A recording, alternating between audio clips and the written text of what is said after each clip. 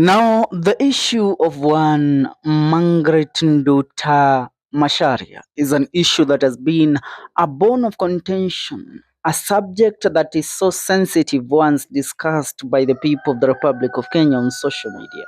The lady was meant to be executed today according to the judgment given by a court in Vietnam on March 7th.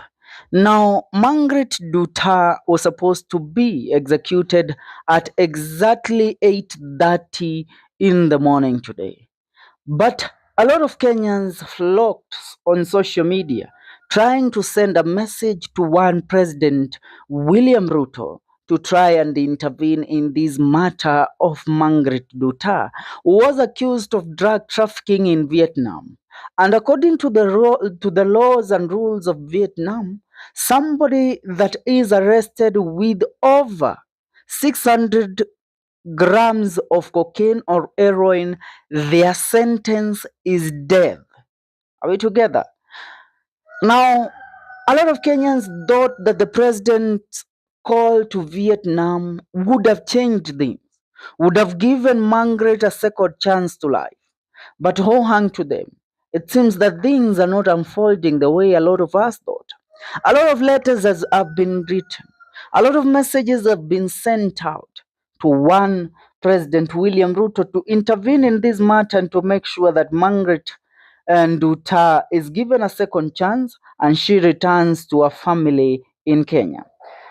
But one thing is the message that has been relayed to the public today by the Member of Parliament of Gatundu North, Honorable Elijah Kororia. Now, the Vietnamese government has issued a firm response following Kenya's request to pardon Margaret Duta, who is facing execution after being convicted of drug smuggling in Vietnam. In a statement shared by Gatundu North MP, Elijah Njoroge Kororia, Vietnamese authorities emphasized that their strict laws on drugs and corruption apply equally to all offenders regardless of nationality. And I quote him, "We understand that you sympathize with your citizen. However, our stance and laws on drugs and corruption are severe. They apply fully to everyone who violates them, including our own Vietnamese citizens. As the leader of Vietnam, I do not interfere when courts sentence even Vietnamese drug dealers. This is not about citizenship. It is about protecting our children from killer substances. But one thing I know about these nonsense and whatever they are saying, Vietnamese is a failed state. Vietnam is a failed state in terms of control of drug substance and abuse. They try to set examples with a few individuals, more so the citizens from different countries, so that they will be viewed as a citizen. I mean, as a republic that is has so steadfast rules of fighting against drugs. Why am I saying this? You don't tell me that in Vietnam, drug dealers are given a death sentence, yet a country that is highly populated with drug-related cases like Mexico, a case of two kilograms of cocaine or heroin only gets them a 7-year sentence in prison. And that is why when people like Akina El Chapo and Pablo Escobar, when they were arrested, I mean, when El Chapo Guzman was arrested in Mexico, he was given a lighter sentence of about, I think, 20 years in prison before he escaped from prison. Now, Mexico is a country that a lot of these drugs are planted there and they are manufactured there. But they don't have the death sentence imposed on drug cartels. Tell me, why should a Kenyan citizen be arrested in Vietnam and they are served with the death sentence? If Vietnam is not just trying to make an example out of Duta and an example that they have failed to make out of their own citizens. Now, the Vietnamese government further questioned Kenya's track record on handling similar cases, stating how many Vietnamese citizens arrested in Kenya have been pardoned. The response comes amid growing calls from Kenyan leaders, including Embakasi East MP Babu Owino, for President William Ruto to intervene and negotiate Duta's release. Amid the alleged response, Kenyans have expressed mixed reaction on how the MP received the information before the government and could speak. Now, apart from these, I will give you an example of a case that I tried to review some cases that the Vietnamese government has given some death sentence to foreign citizens. During the reign of the former American President Barack Obama, two Americans were arrested in Vietnam for drug smuggling, and they were convicted and given a death sentence. After that sentence was declared, imagine the President of the United States of America, then Barack Obama, tried to negotiate for the release of the American citizens, or to have the American citizens that were prosecuted and that had been found guilty of drug smuggling in Vietnam to be extradited to America so that they could be judged in the American judicial system. But the president of Vietnam and the government of Vietnam refused to negotiate with Barack Obama after he tried for so long. And this led to the said three Americans being executed. They faced the death penalty. They were killed. They were executed. So the question that I am having, and what it's becoming hard for me to believe, is that our President William Ruto, in any way can save Duta from the lethal injection in from the lethal injection that she is supposed to face in Vietnam. Now, we have some reason to believe that uh, our execution was prolonged. As of today, it didn't happen in the morning, because I have heard that they were saying that the people, among the names of the people that were supposed to be executed today in Vietnam, our name was missing from the list.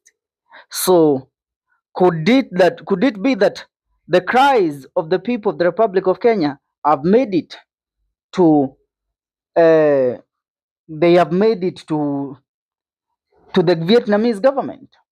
Now, apart from that, a message was relayed by one Senator Richard Onyonka, the senator of Kisii, in regards to to the matter of the execution of one Margaret Nduta Masharia.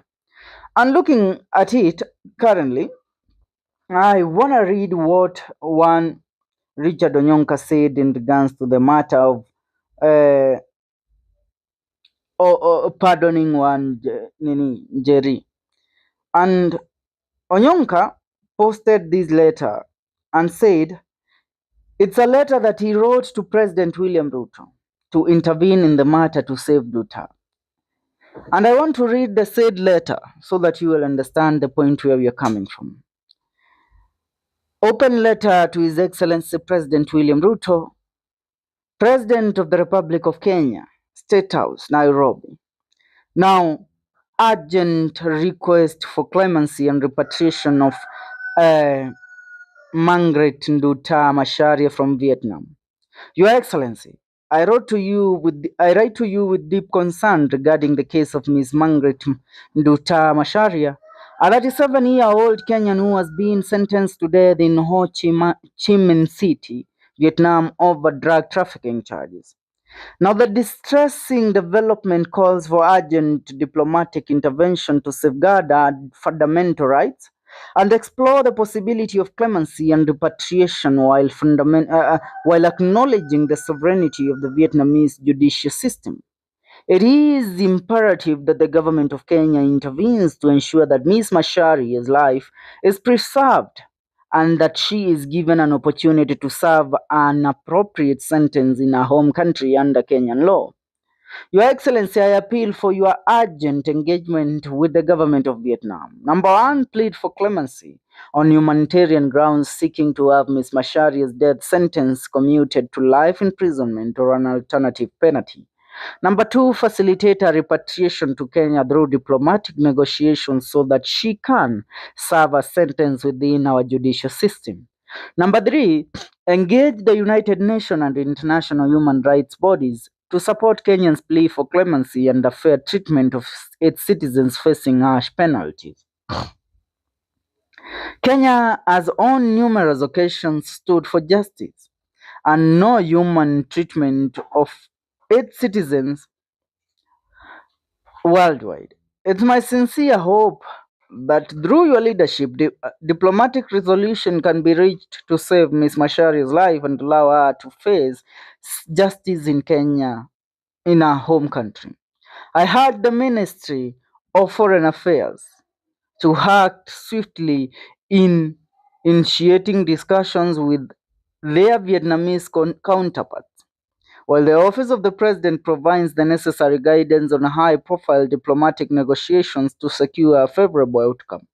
I have also copied this letter to the Ministry of Foreign Affairs and the Office of the President and the United Nations Mission in Kenya requesting their immediate attention to this matter. I trust in your commitment to the protection of all Kenyans regardless of their circumstances, and I remain available for any further engagement on this matter. Yours faithfully, Honorable Richard Onyonka, Senator Kisii County, Cabinet Secretary of Ministry of Foreign Affairs, Chief of Staff and Head of Public Service, Office of the President, United Nations Resident Coordinator, Honorable Richard Onyonka. Now, one thing, I have always told you, you can't depend on Musalia Mudavadi. You can't write to Musalia Mudavadi to negotiate in saving a life. Musalia Mudavadi can't save even his own life. Musalia akishiba amelala, anashibanga analala, ananga shida na mtu. Ya akishiba analala. So mnampatia a matter that needs urgency for him to intervene. Look for somebody else, not Musalia Mudavadi. But do you think in any way Nduta will be saved from the lethal injection that she is supposed to face in Vietnam? Mpira ni kwako. Achia maoni kwenye comment section.